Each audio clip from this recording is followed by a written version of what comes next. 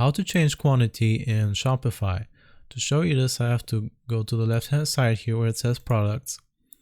And for one thing, if you have a lot of products, you can filter them out if you want to only change the quantity of a specific number of products. You just click on this at the right side here, this magnifying glass, which is a filter basically.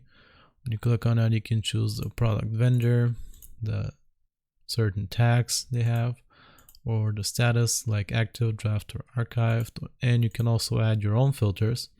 But for now, what I'm going to show you is I'm going to select all of my products, and as you can see here it says bulk edit, which lets me edit all of them at once. So I'm just going to click on that, and the ones I can actually add quantity to, like this one here, I can add the on-hand quantity or the available quantity. Let's type in 200 for example, and now I just click on save here on the top right, and down here you will see products saved.